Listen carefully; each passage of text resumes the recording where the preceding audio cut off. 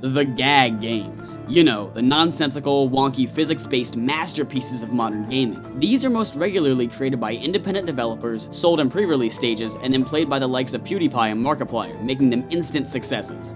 These are the games that know exactly who's gonna buy them, and therefore market themselves for that group. Audiences have always been drawn towards slapstick humor and other forms of entertainment, and it would seem that now gaming has its own version of that. But, like most examples of physically based humor, much of the audience's amusement derives directly from said humor. Just take one look at Goat Simulator and you can tell almost immediately just how heavily the whole affair relies on the absurd premise and potential reaction from the observer. Now this leads directly into the game of this episode, Octodad Dadliest Catch.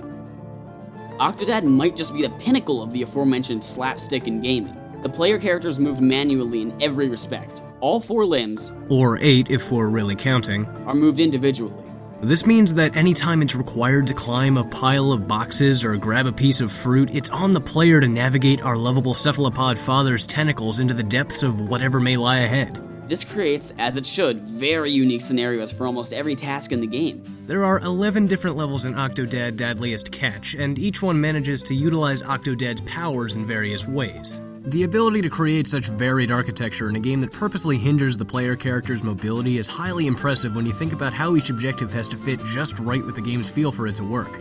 When looking at the relationship between player control and level design from a critical standpoint, the differences between this game and, say, Surgeon Simulator are like night and day. As I mentioned earlier, these types of games tend to make the whole basis of the experience the controls, and how many times the same instrument can be used before it's tired. For Surgeon Sim, you have the same objective to remove and replace something, but get there in different ways. Whereas in Octodad, you have many different types of objectives and have to use Octodad's simplistic controls to his benefit. When comparing how drastically diverse the stages are in Octodad, just because of the possibilities the controls established, it just seems to make games based around a singular ploy a bit confined and redundant. The most brilliant aspect of Octodad might just be how well the game manages to retain its tone throughout. Even though you may have your harmless grocery shopping levels, you also have your holy shit, everything is on fire levels, which still manage to have the same atmosphere and aura, simply juxtaposed against a more sinister scene. However, the most important part of this is that those levels could never be right next to each other. No. Those levels are set at the very beginning of the game and the very end of the game.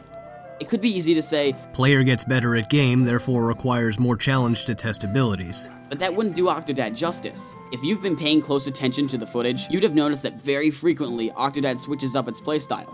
Objectives don't become repetitive, and gameplay remains immersive. Or at least as immersive as Octodad can be. Octodad isn't a platformer, or stealth them up, or action-adventure game. It becomes essentially a spoof of whatever genre it emulates, while also managing to present the same level of challenge that one type of game does.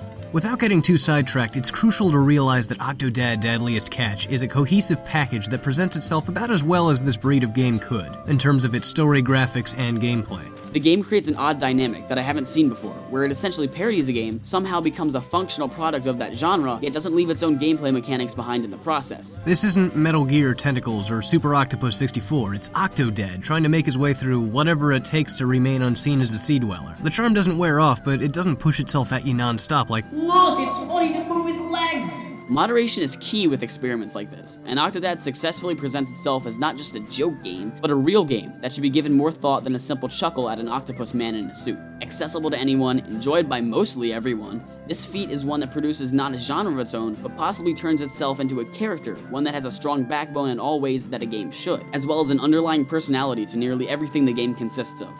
To me, there's not one part of Octodad that felt out of place, but there was nothing really that felt in place either. For Octodad, there really isn't any gameplay trope to fall back on. They have to stay original, and they manage to do so.